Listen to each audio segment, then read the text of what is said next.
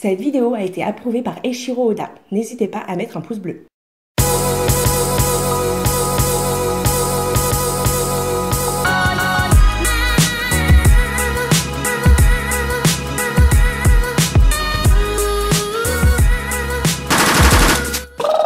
Bon, aujourd'hui, petit top. Je vais essayer d'en faire un. C'est pas trop mon truc. Mais bon, je fais pas un top, tu sais, un top genre qui est le plus fort. Un truc que t'as jamais encore vu, tu vois. Un top qui va bien péter. Un truc qui me ressemble, tu vois. Non, parce que sérieux, non, la vérité, tu fais pas de top dans le YouTube game. Bah, tu fais des flops.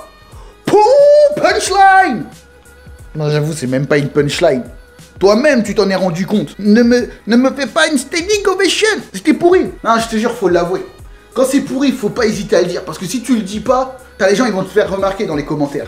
Donc autant le dire. Non, parce que quand j'y pense, on va pas se mentir. Tu fais pas de top, et bah tu fais des flops. C'est comme la punchline de l'autre là, comment il s'appelle? L'artiste. Ouais, l'artiste là, je sais pas si tu vois qui c'est, le chanteur, rappeur. Je sais même pas ce qu'il fait, tu vois. Même moi-même, je sais même pas. Il fait des sons, il fait des bruits avec sa bouche. Il a sorti une punchline. Attends, je me souviens bien, c'est quoi déjà? Ah ouais, c'est ça. J'ai un tour de trop, mais il ne me voit pas. Car il n'y a pas de rétro dans le métro. Quoi? Moi-même, je comprends pas du tout. Ça fait 1 an qu'il est sorti le son, je suis toujours en train de chercher ce que veut dire cette phrase. Je comprends absolument rien. Il n'y a pas de rétro dans le métro. Mais normal, tu penses faire une queue de poisson ou quoi? C'est con, mais des fois, je me dis que les mecs, ils ont trouvé l'inspiration dans Scrabble, tu vois. Genre, t'avais les mots alignés, ils se sont dit... J'ai un tube, les gars! What's up, les pas, ici c'est Noah, comment va? On se retrouve pour un top 10 sur les incohérences de One Piece que notre cher Eiichiro Oda nous a fait part. Bon, en tant que lecteur, fan, théoricien professionnel, youtubeur professionnel, humilité connaît pas. J'avoue, c'est une vengeance. La vérité, toutes les fois où il me l'a fait à l'envers, Oda, moi je prends ma vengeance. J'en ai rien à carrer. Si je dois soulever des mers, je soulève des mers. Non, mais je te jure, je vais faire cette vidéo et après ça, il va être tellement dans le mal qui va devoir se reconvertir. Genre, je sais pas moi, dans un bar à sushi ou pourquoi pas geisha, vu le nombre de coups de pute qu'il nous a déjà fait. C'est ton sur ton, tu vois. Tout le monde avait du respect pour Oda. Mais ça, c'était avant. Et on commence avec le numéro 10, les 1001 combats de Luffy. En fait, dans le début du manga, c'est simple. Luffy va affronter Crow, Krieg, mais aussi Arlong le même jour. Genre, je sais pas, comme si un médecin lui avait prescrit faut soulever des mers 3 fois par jour, tu vois, matin, midi et soir. Il affronte Crow matin, Krieg midi et soir il se fait Arlong. C'est quelle ordonnance? C'est qui ton médecin? C'est un charlatan ou quoi? Et là franchement c'est bizarre parce que le mec quand même il a dégusté à pas mal de combats et du coup le mec il revient toujours plus en forme. Ah, c'est peut-être abusé. En plus j'avoue, moi pour ma part je trouve que Oda au niveau des timelines dans le présent, ouais, c'est assez compliqué, on va pas se mentir. J'avoue, il gère dans les flashbacks, genre il y a 3 ans, il y a 4 ans et tout, mais dans le reste, c'est approximatif. Je bégaye pas, je m'en raye, c'est pas pareil. En numéro 9.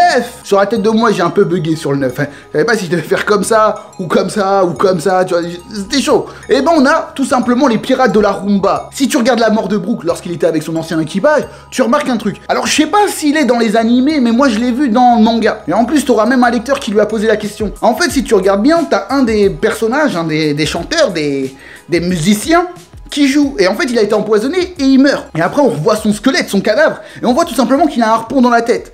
Alors pour ma part je sais pas ce qui s'est passé. Est-ce que c'est véritablement l'âme de Brook qui est revenue? Je pense que pour moi c'est l'âme de Rick dans Walking Dead, tu vois ce que je veux dire? Je sais pas, moi il est revenu, il a eu peur de quelque chose, une invasion zombie, il s'est dit vas-y vaut mieux que je leur mette des harpons dans la tête. Bon après Oda il va s'en sortir avec une roulette, une calembour, genre en disant ouais il avait un frère jumeau, mais ouais, c'est facile, à ce tarif là tous les personnages de One Piece peuvent avoir un frère jumeau. Arrête tes bêtises Oda. Et là on continue tout simplement en 8. L'enfance de Luffy. De vous à moi, de moi à vous et de moi à moi, vu que je me parle tout seul, bah l'enfance de Luffy elle est un peu chelou. Si tu regardes attentivement, tu remarqueras que le mec de 0 à 8 ans, tu sais même pas c'est qui l'a élevé. Où est Edgar? Et tu comprends même pas pourquoi il a décidé à 8 ans tout simplement d'envoyer Luffy chez Dadan. Et ouais là je l'ai bien prononcé, vous êtes contents les puristes? Dadan. Dadan. C'est chelou quand même, qui l'a élevé, pourquoi il allait chez Dadan à 8 ans pour faire un fier marine, mais le mec il est même pas Marineford. C'est incompréhensible. Je l'avais dit dans ma théorie sur Dragon, vous pouvez aller la voir. Ou pas, mais ce que je dis est souvent la vérité. Ou pas non plus, j'ai des fois raison. En 7. Gecko punchline ma couillasse. Bah tout simplement t'as le système métrique. On va pas se mentir, il y a des trucs qui sont pas véritablement cohérents. Je te prends l'exemple de Sunwolf. Bah le mec, il est beaucoup trop grand pour Impel Down. Faut pas avoir bac plus 10 en architecture pour le voir, tu vois. Il y a un truc chelou. Il s'est craqué, Oda, il a pas le compas dans l'œil. Sur la tête de Wam. Moi, personnellement, j'engagerai jamais construire ma maison. Je me retrouve avec une maison petite comme ça. Et en 6e position, on continue avec ce système métrique. On va pas se mentir, il a véritablement un problème sur ça, Oda. Si tu regardes attentivement Thriller Bark, cette île est tout simplement gigantesque. Celle-ci vient tout simplement de West Blue. Du coup, elle se retrouve dans la première partie de Grand Line. Du coup, elle a dû traverser Red Line pour arriver sur Grand Line. Mais par où elle était passée? En dessous de la mer. Je pense que recouvrir toute cette île, c'est un peu chaud. Au-dessus? Non, je pense pas qu'il saute. C'est bizarre. Il doit avoir Anguille sous roche. Il y a une couille dans le tépa. J'ai le nez. J'ai le flair. En 5, ma paille, on a tout simplement l'histoire de Baggy, le flashback. Notre personnage au nez rouge. On reprend le flashback du début. T'as le mec qui nous dit tout simplement qu'il a trouvé un fruit du démon lorsqu'il était plus jeune. Dans le flashback, t'as l'impression qu'aucun des membres de l'équipage connaissent véritablement ce que c'est un fruit du démon et ses pouvoirs. Sauf que, bon, à présent, on sait que Baggy était dans l'équipage de Goldie Roger avec Shanks. Du coup, lorsque Shanks et Baggy sont venus dans l'équipage de Goldie Roger, on sait que Goldie Roger avait déjà navigué avant. Donc il avait déjà vu des fruits du démon. Et du coup, son équipage aussi.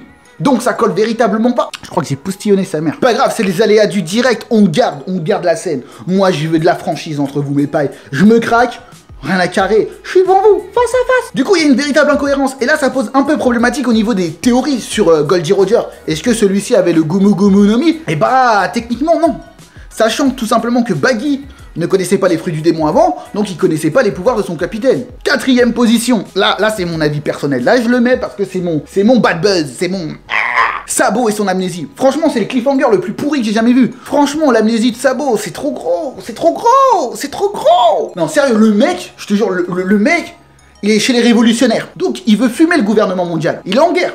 Et le nerf de la guerre, c'est l'information. Donc tu lis tout le temps le journal. Donc t'as dû déjà voir le nom de Ace. Franchement, on va pas se mentir. T'as vu le nom de Ace. Et lorsqu'il a été emprisonné à Impel Down et condamné à mort, t'as dû voir d'ailleurs, tu devais avoir un petit choc. Et même si t'as pas eu choc là, franchement, t'essayes même pas de savoir c'est quoi ton passé. Tu sais que tu t'appelles Sabo, tu sais que tu viens tout simplement du Grèce Terminal, t'essayes pas de d'y retrouver quelque chose. Non, je trouve que c'est trop gros. Je trouve que c'est trop gros. En plus, on sait que Garp, lors des événements de Water 7, il a parlé à Dragon. Ils se sont parlé.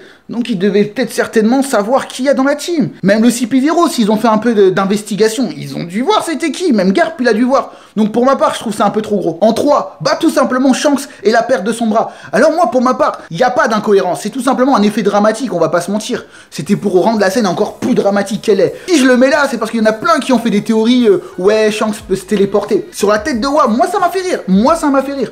Là, je prends une petite parenthèse. Parce que la vérité, t'as les gens, ils ont fait une théorie. Ouais, Shanks se téléporte, comment il aurait pu intervenir là. Eh, mais est-ce que t'as tout simplement pensé au bandit qui a capturé Luffy? T'as vu à la vitesse qu'il disparaît? Là, tu t'es pas dit le mec il se téléporte aussi. T'as juste dit, ouais, c'est normal. Mais attends, il a réussi à semer un Yonkou. Et là, personne dit, ouais, le mec il se téléporte. Par contre, Shanks se téléporte. Sans vouloir offenser qui que ce soit, c'est de l'information super extrapolée. Si je l'ai mis là, c'est parce que ça m'amuse. Et au niveau des théories qu'il y a. En 2, ma paille. T'arrives à me suivre encore? On est bientôt à la fin. T'inquiète pas, on y arrive. On a tout simplement la libido de Luffy. Pour ceux qui ne savent pas ce que ça veut dire la libido, c'est l'excitation quand tu vois une femme. Alors tout simplement sur Fushia, tu remarqueras que Luffy n'est même pas excité par Boa Hancock, alors qu'il la voit à poil. La vérité, je le comprends pas ce mec. La meuf, elle est à poil. Tu sois le plus grand gentleman du monde, hein. Tu mates la marchandise. Tu regardes. T'es attiré, c'est normal. Tu vois quelque chose de beau, tu regardes. Y a aucune offense envers la femme, elle est toute nue, elle est belle, elle est magnifique, tu regardes. Lui, non. C'est panda. Luffy est tout simplement excité lorsque Mr. Two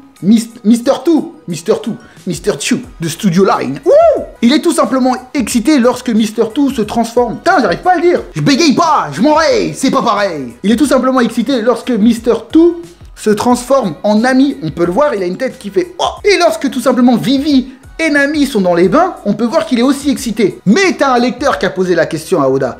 Et lui, il a réussi à s'en sortir en disant que c'était Usopp qui avait une influence sur Luffy. Damn! Une influence sur Luffy. Y a personne qui fait changer d'avis de Luffy, mais Usopp y arrive. Usopp, futur roi des pirates? Waters. Et on arrive tout simplement au numéro uno. Le Mohamed Ali du craquage, le Usain Bolt de la connerie.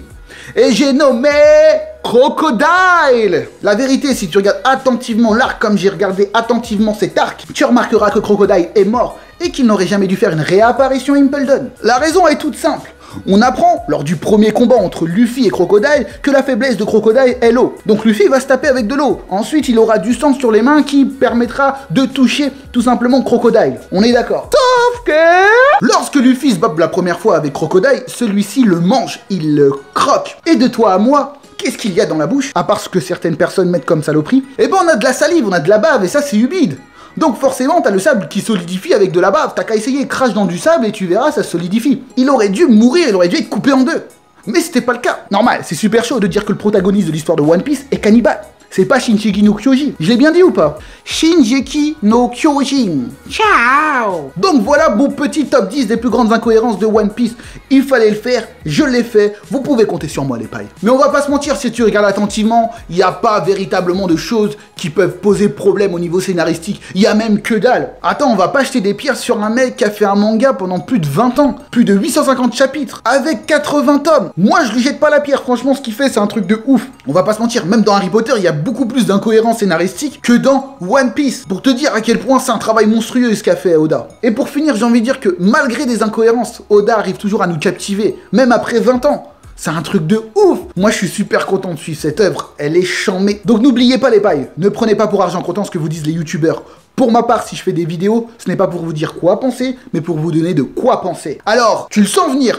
T'as déjà vu mes vidéos, tu sens que ça arrive, tu sens que la fin arrive, donc tu sais ce qui va se passer, tu le sens, tu l'entends, ça vient dans ton cerveau, oui, et dans le cou, dans les épaules, ça arrive dans les bras, ça arrive dans les bras. Alors, comme d'hab, likez, partagez, commentez et surtout, abonnez-vous, voire réabonnez-vous avec ce que YouTube nous fait. Bon allez, ciao les pailles, chichi son son.